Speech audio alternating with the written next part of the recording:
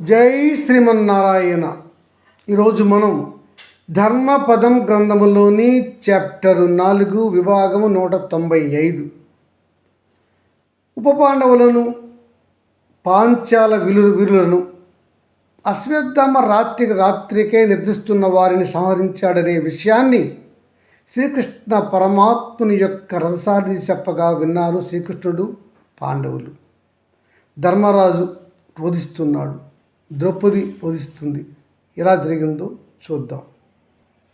వైశంపాయన మహర్షి ఇలా విషయం తెలుసుకున్న ధర్మరాజు, అతని సోదరులు, మాత ద్రౌపది ఎలా స్పందించారు చెప్పాలని ప్రార్థిస్తున్నాను అన్నాడు. రాజన్, ఈ విషయాన్ని కూడా సంజయుడు చెప్తున్నాడు ధృతరాష్ట్ర మహారాజుకు, వినండి.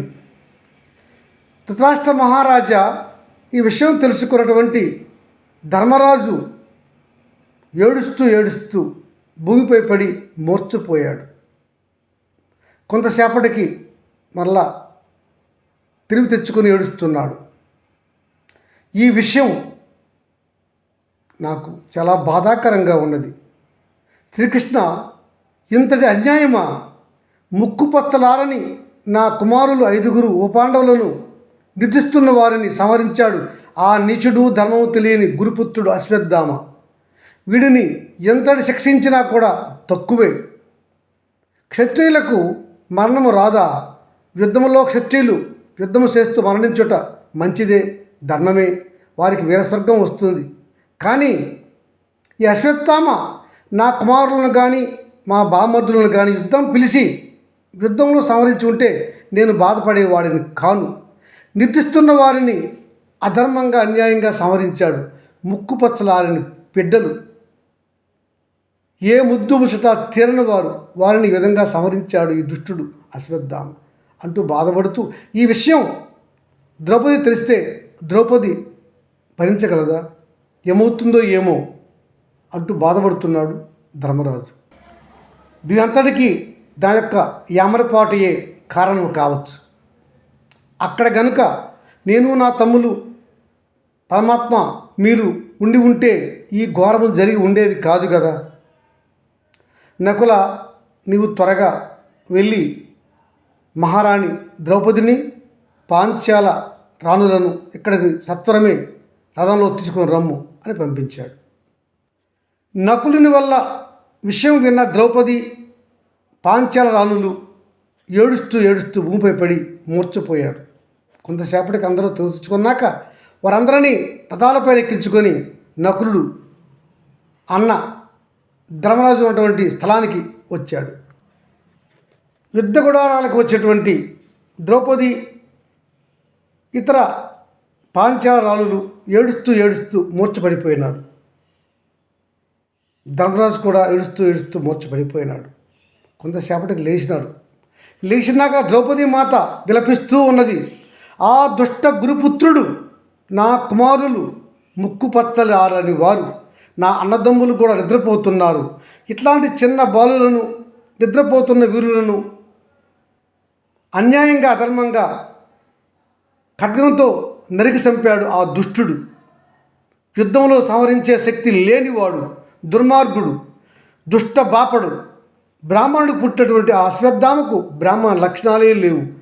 పరమ దుర్మార్గుడు, నీచుడు. అతడిని తప్పక సంహరించాలి. ధర్మరాజా, తప్పక అతనిని సంహరించడానికి భీమసేనుడిని పంపండి, అప్పుడు కానీ నాకు ఈ కోపం తీరదు అని అన్నది ద్రౌపది మహాతల్లి. ద్రౌపది, క్షత్రియుల యుద్ధంలో చనిపోవుట ధర్మమే, సహజమే. కానీ అధర్మంగా చంపాడు అశ్వత్థామ అంటూ మాట్లాడుతూ ఉండగా ద్రౌపది ఆ మాటలు సహించలేదు. వెంటనే ధర్మరాజుని విడిచి పక్కనటువంటి భీమసేనుని పట్టుకొని, భీమసేన, నీవు క్షత్రియుడివి, మహావీరుడివి, నీ కుమారులు చనిపోయారు, అన్యాయంగా చంపాడు ఆ దుష్ట బాపడు అశ్వత్థామ. అలాగే నా అన్నదమ్ములను కూడా అన్యాయంగా నిద్రపోతున్న వారిని చంపాడు. అట్టి దుర్మార్గుడు, దుష్టుడు ఆ బ్రాహ్మణుడు భూమిపైన ఉండరాదు. వాడిని భూమిపైన లేకుండా చేయండి, అదే నాకు కావాలి. అప్పుడే నాకు ఈ తాపము తీరుతుంది అని ఏడుస్తూ ఏడుస్తూ బతిమాడుతోంది భీమసేనుడితో ద్రౌపదీమాత. భీమసేన, ధర్మరాజా, మీరు కనుక ఇలా చేయకపోతే నేను నిద్రాహారాలు మాని నిరాహార దీక్ష చేసి ప్రాణత్యాగం చేస్తాను అని ఏడిసింది. వైశంపాయన మహారాజా, మాత ద్రౌపది ఏడుపులు వాస్తవం ఉన్నది, బాధలు వాస్తవం ఉన్నది. దుష్టుడు అశ్వత్థామ అన్యాయంగా నిద్రపోతున్న వారిని చంపాడు. యుద్ధంలో సంహరించి ఉంటే అంత బాధ ఉండేది కాదు. కానీ అతడు అన్యాయం, అధర్మము, నీచంగా ఆ పిల్లలను, ఆ వీరులను సంహరించాడు. కనుక బాధ ఉండడం సర్వసాధారణమే కదా. చాలా క్రోధం, బాధలో ఉన్న భీమసేనుడు ద్రౌపది యొక్క ఆర్తనాదం విన్నాడు. అన్న ముఖం చూశాడు. అన్న వద్దని అనలేదు, అర్థం చేసుకున్నాడు. నకులుడిని రథం తీయమన్నాడు. నకులుడు సారథిగా ఉండగా భీముడు రథం అధిరోహించి అశ్వత్థామను వెతికేందుకుగాను పరుగున వెళ్ళాడు. గంగానదీ తీరము, హస్తినాపుర రహదారులు, కురుక్షేత్ర స్థలములు అన్నీ వెతకగా ఎక్కడా కనపడలేదు అశ్వత్థామ భీముడికి. భీముడు వెతికి చివరికి వ్యాసాశ్రమానికి చేరుకున్నాడు. వైశంపాయన మహాశయ, ఎందుకు ఒక్క భీముడే వెళ్ళాడు? అర్జునుడు ఉన్నాడు, సాత్యకి ఉన్నాడు, శ్రీకృష్ణ పరమాత్మ, ధర్మరాజు వారు కూడా వెళ్ళి ఉంటే బాగుండును కదా. ఒక్క భీమసేనుడే వెళ్తే అది ఏమి ధర్మం అని అడిగాడు. అప్పుడు చెప్తున్నాడు వైశంపాయనుడు ఆ మహారాజుకు, జనమేజయ మహారాజన్, వాస్తవమే, మీ అన్నది వాస్తవమే. ఈ కురుత్రయము ఎవరైతే మిగిలి ఉన్నారో అశ్వత్థామ ఒక మార్గంలో వెళ్ళిపోయినాడు వ్యాసాశ్రమానికి. అలాగనే అతని మేనమామ కృపాచార్యుడు, కృతవర్మ ఒక మార్గంలో వేరేగా వెళ్ళిపోయినారు. మీరు అన్నట్లుగానే శ్రీకృష్ణుడు, ధర్మరాజా, ఒక్క భీమసేనుడే అశ్వత్థామ కొరకు వెళ్ళటము ఉచితంగా లేదు. అర్జునుడు, నీవు, నేను అందరం బయలుదేరి వెళ్దాం రండి అన్నాడు. సరే మహాత్మా అని ధర్మరాజు అంటూ, సాత్యకి, సహదేవ, మీరు ఇక్కడ పాంచాల రాణులు మహారాణి ద్రౌపదికి రక్షణగా ఉండండి. మేము సత్వరం వెళ్ళి అశ్వత్థామ ఎక్కడున్నాడో తెలుసుకోవడానికి ప్రయత్నం చేస్తాం, భీమసేనుడికి సహాయంగా వెళ్తాం అని బయలుదేరారు. అప్పుడు చెప్తున్నాడు శ్రీకృష్ణ పరమాత్మ, ధర్మరాజా, అశ్వత్థామ సామాన్య వీరుడు కాడు, దుష్ట వీరుడు. బ్రాహ్మణుడైనప్పటికి కూడా తండ్రికి తగ్గ వీరుడు. ఇతడు శివుని వరప్రభావం వల్ల జన్మించినవాడు. ఇతడికి ధర్మము తెలియదు, పాపము పుణ్యముల గురించి తెలియదు. ముఖ్యముగా అధర్మపరుడు. ఇతని గురించి చెప్తాను వినండి. ఇతని తండ్రి ద్రోణాచార్యుడి యొక్క తపస్సుకు, శిష్యత్వానికి మెచ్చుకున్నటువంటి అగస్త్య మహర్షి ద్రోణాచార్యుడికి బ్రహ్మశిరోనామకాష్టాన్ని ఇచ్చాడు. ఆ అగస్త్యుడు ఇచ్చినటువంటి బ్రహ్మశిరోనామకాష్టాన్ని ద్రోణాచార్యుడు తన ఇష్ట శిష్యుడైనటువంటి అర్జునుడికి ప్రయోగము, ఉపసంహరణము చెప్తూ ఇచ్చాడు. తన కుమారుడు అడగగా అతనికి కూడా అస్త్రాన్ని ప్రయోగం చెప్తూ ఇచ్చాడు. ఇద్దరికి కూడా ఈ బ్రహ్మశిరోనామకాస్త్రము చాలా శక్తివంతమైనది.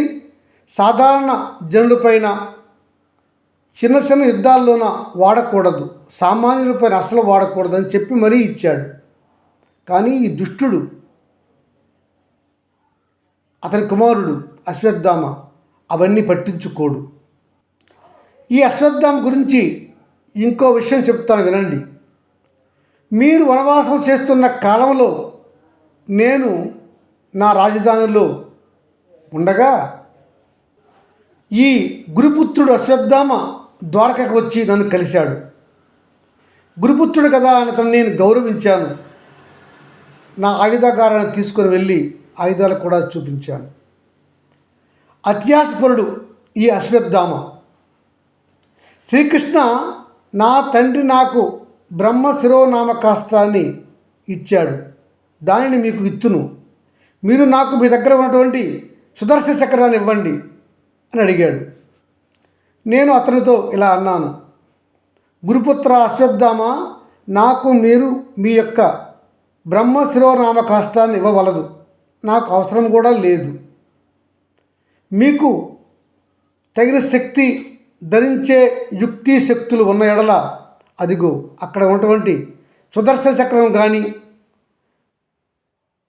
కౌమోదికి గద కానీ, నందక ఖడ్గము కానీ, శారంగ ధనస్సు కానీ ఏది నీవు తీసుకొని వెళ్ళి సమర్థంగా వాడుకోగలవో వాడుకో, నాకు అభ్యంతరం లేదు, ఉచితంగానే ఇస్తున్నాను అని అన్నాను. పొగరుతో ఉన్న ఆ మందబుద్ధి అశ్వత్థామ నా సుదర్శన చక్రాన్ని ఎడమ చేతితో ఎత్తాడు. అసలు చక్రము కదలలేదు. కుడి చేతితో ఎత్తాడు, చక్రము కదలలేదు. రెండు చేయిలు పట్టుకొని శక్తి అంతా ఉపయోగించి ఆ సుదర్శనాన్ని ఎత్తబోయాడు. ఎత్తలేక చతికిలబడ్డాడు. అప్పుడు ఆ గురుపుత్రుడు నా ముఖం అదోలా చూశాడు. అప్పుడు అన్నాను నేను, గురుపుత్ర అశ్వత్థామ, ఈ సుదర్శన చక్రాన్ని నాకు మహాతపస్సు చేయగా వచ్చింది. నేను నా భార్య రుక్మిణి హిమాలయాలకు పోయి 12 సంవత్సరములు ఘోరంగా తపస్సు చేశాం. అప్పుడు శ్రీమన్నారాయణుడు పరమశివుడు నాకు ప్రత్యక్షమై ఈ మహా ఆయుధం సుదర్శనాన్ని ఇచ్చారు. సుదర్శనము నేను ధరించి ఉండగా నన్ను ఈ 14 భువన భాండములో దేవతలు కానీ ఏ దైవము కానీ మానవులు కానీ జయించలేరు అని కూడా నాకు వారు వరం ఇచ్చి ఉన్నారు. నా దగ్గర అంత శక్తి ఉన్నది గురుపుత్ర. గురుపుత్ర, ఈయన ఆయుధాలను మా అన్న బలరాముడు కానీ, నా కుమారులు ప్రద్యుమ్నుడు సాంబుడు కానీ, నాకెంతో ఇష్టమైనటువంటి మిత్రుడు అర్జునుడు కానీ ఇంతవరకు అడిగి ఉండలేదు. ఈ ఆయుధాలను వేరొకరు ధరించలేరు, ప్రయోగించలేరు అని చెప్పాను. అప్పుడు ఆ గురుపుత్రుడిని గౌరవంగా వజ్ర వైడూర్య కానుకలిచ్చి సగౌరవంగా సాగరింపాను. అట్టి దురాత్ముడు ఈ అశ్వత్థామ కనుక ఒక్క భీమసేనుడే వెళ్తే ఉపయోగం లేదు, మనము కూడా వెళ్ళాలి అంటూ శ్రీకృష్ణుడు, ధర్మరాజు, అర్జునుడు రథంపై బయలుదేరి వెళ్ళారు. జై శ్రీమన్నారాయణ.